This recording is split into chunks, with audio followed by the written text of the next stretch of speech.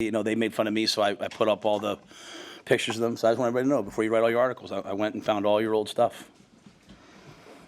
I got some great pictures of you, Amy. I got some great pictures of you, Robin. No, I'm just teasing. Well, obviously, we're excited for the game on Saturday. It should be a great weekend. I don't ever ask people to come to things for football, but I will say this is a great weekend just for athletics, and I hope all the Nebraska fans will take advantage. Obviously, there's a soccer game tonight.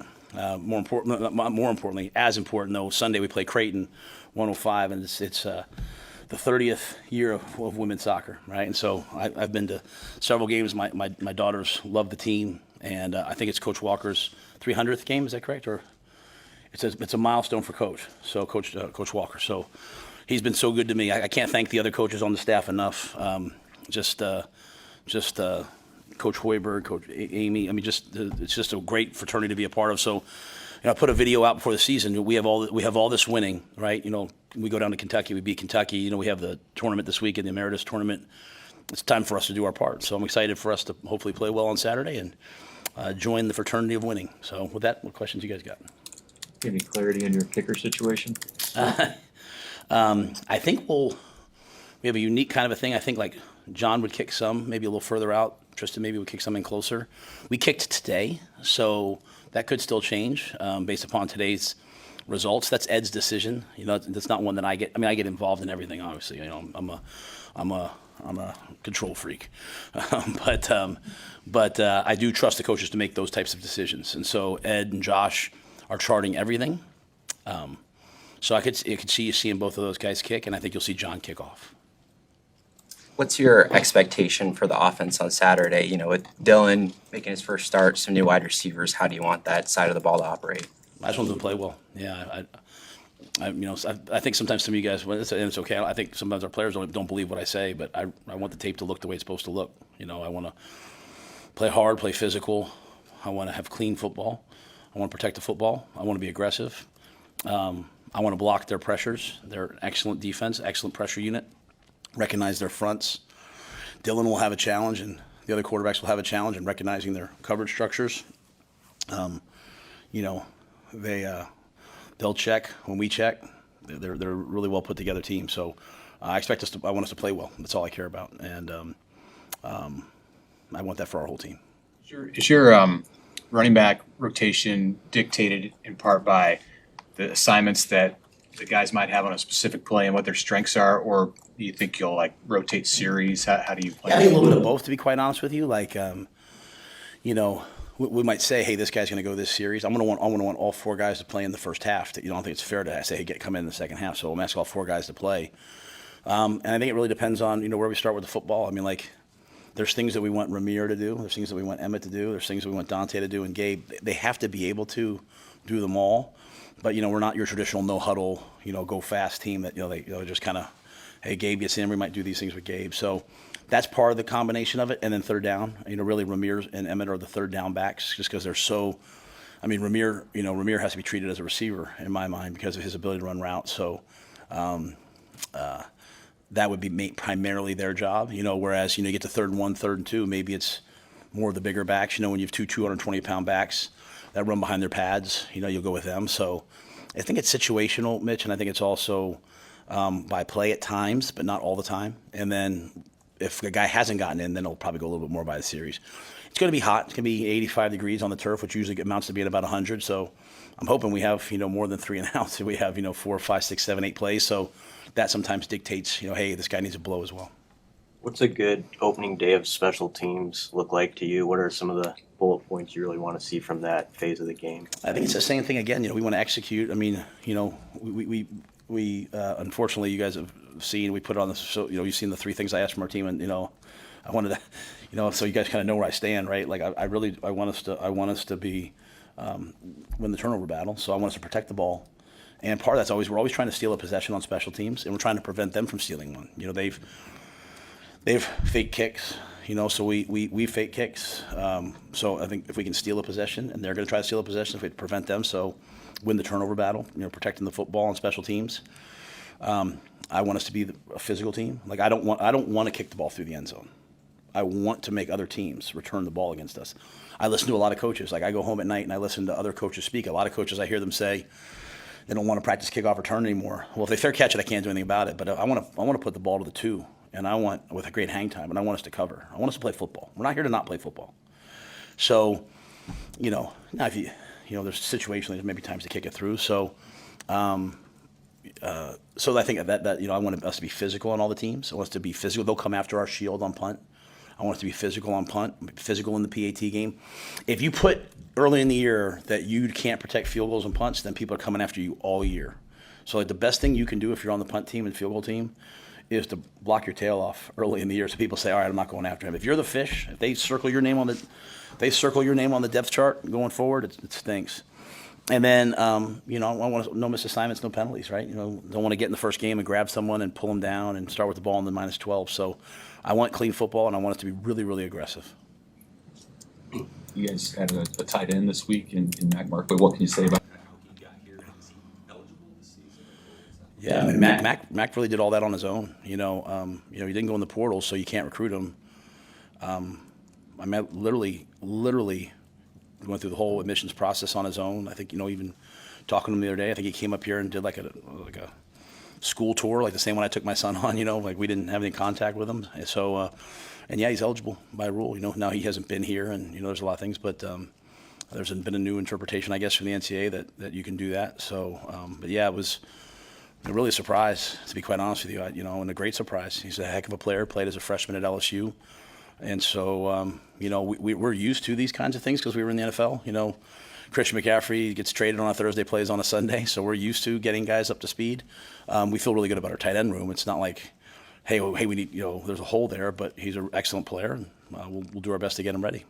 You guys are so insulated and focused on trying to prepare for UTEP. Do you get the sense of all the excitement and the hype surrounding the first game of the season?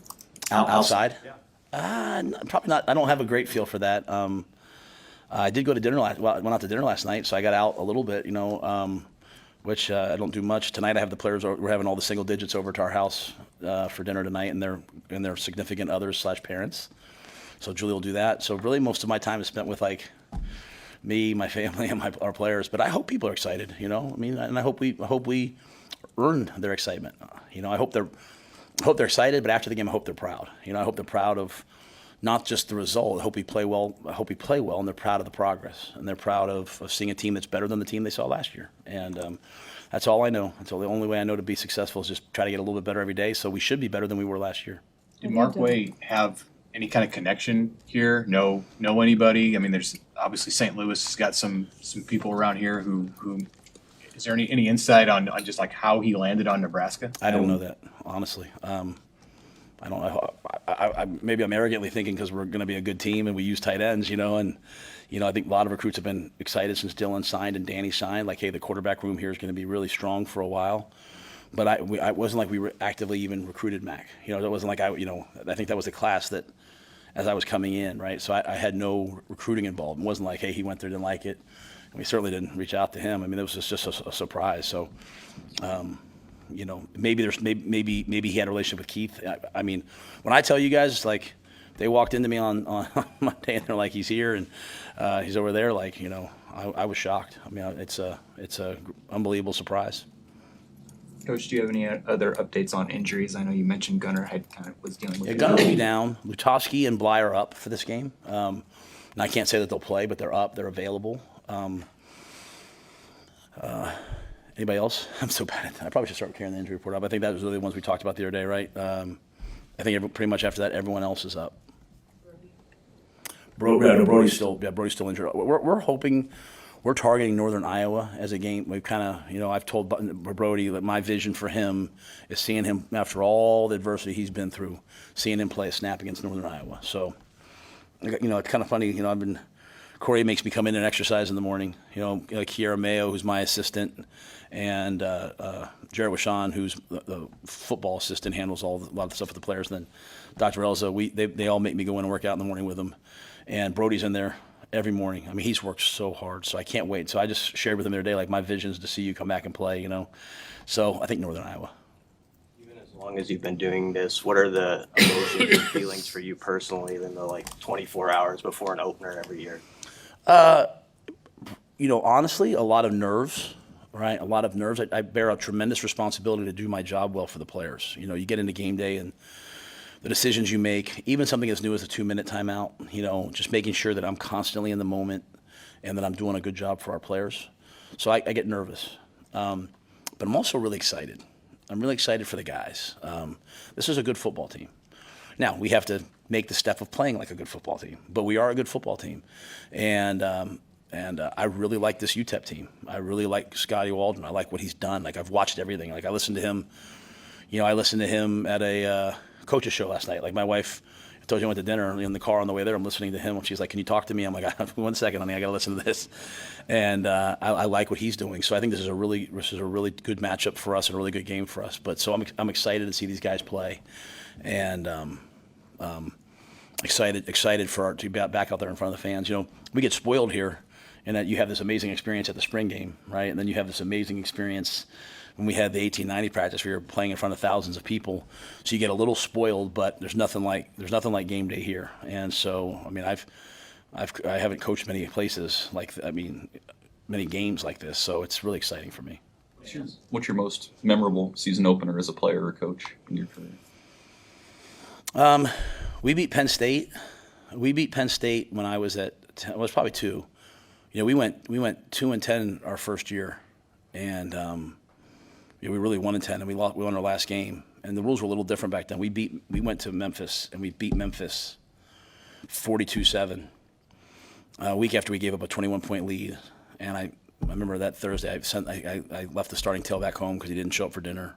We went down there and we beat Memphis and the Justin Fuente team really good. And then Monday team meeting, I took them out in the field and we put plates on the field and we pushed plates. I said, we're going to win next year. And we went down to Vanderbilt, and it was a rain delay. Sean Pad was the DFO at the time, and it got so late they were like thinking about canceling the game. And finally they said, hey, we could play. I'll never forget, they said, how much time do you guys need to get ready? And Patton said to the officials, because the Vanderbilt guys are right there, he said, we need 1 minute less than they need.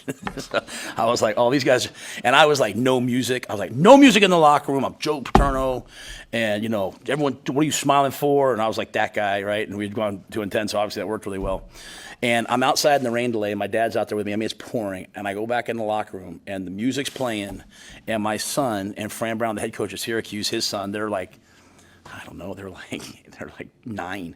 And the music's playing, and the players are all dancing with them. My kids are in the middle dancing. And I'm like, and we went out, we won 42-7. And I was like, all right, I'm changing. I was like, you guys can have music. You guys can have all this. We learned to be a little looser. But that was a defining moment for our program, right? And we were a 6-6 team that year, but to go down and beat an SEC team. And Paul Feinbaum, I'll never forget the next day, who I know he's had some things to say about me earlier this year, but on that day, he talked about what a great win it was for Temple and what a disgrace was. And when I saw Paul at a restaurant, he sent me a bunch of stuff. I have an autographed book from Paul, talk about what a good coach I am. So things have changed, I guess. But that was a big moment for our program. So that, and then the next year we beat Penn State to start the year. So first time in 74 years. So we were pretty good at openers back then, and so I'm excited to open this week. Hey, with switching sidelines, there's a lot of talk about the benefits for the team, but do you foresee any advantages with the opponent being behind the student section and behind the band? It's been the first time for a while since the students have been on top of the opponents. Absolutely. I think, especially now with the tablets and the communication, like the teams that communicate best on game day are going to win. And so our students are amazing. Our Bonnier batch, we had thousands of guys, people here, So I think having the students and having the band makes that more of a hostile. We're a very kind group. It's Nebraska nights, which is awesome. But for like 2 hours, we can cheer after the game for 2 hours, 3 hours, 4 hours. Let's make it hard on them. And so we go places sometimes, and it's hard. Right, it's hard to communicate on the bench. That'll be hard.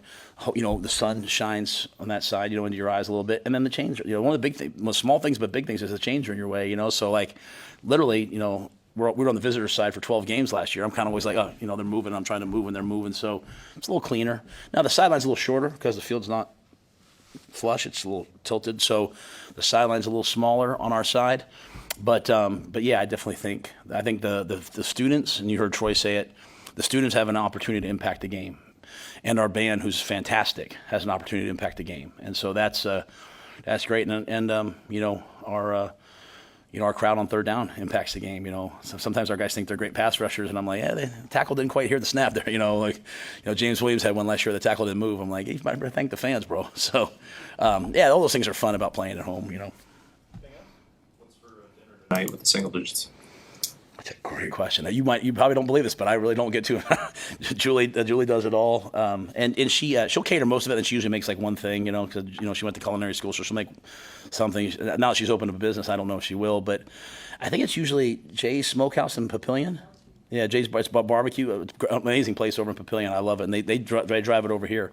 My whole family, they're all gluten free, so we love Parker Smokehouse, Jay's Smoke. We love all these places where we can have barbecue and pork and. They always leave the cornbread out, even though I'm not gluten free, so I don't get it. But yeah, I think it's Jay's. And if I'm wrong, if it's Yes Chef or someone like that, please forgive me. But I think it's Jay's. And then, like I said, Julie will make something, and some good games on tonight. We'll have a chance to watch some football and watch there's a lot of Big Ten teams playing. So it'll be, I think Minnesota, North Carolina's tonight, and a couple more. Rutgers plays at 5, so it'll be a great night of football for us to relax before we go to battle Saturday. When did you start the single-digit dinner? First time ever. Yeah, and it was Julie's idea. She thought it would be really nice. At first, she wanted to do last week, and she wanted to do like a little cocktail party for the single-digit parents to celebrate them. But but a lot of our parents, like I'm in Alabama, I'm in Florida, so then we just turned it into, because she does every Thursday night. We'll do a different position. Every Thursday night during the season, she has a different position over. So the single digits and the Unity Council are kind of like my position. So we're doing single digits tonight, and like I said, so I think some are bringing their parents. The parents are in town. Some are bringing their girlfriend. Some are probably coming solo. So, 6 to 8 at 8:01, get out the house. So, all right. Hey, thanks guys. Thanks for everything preseason.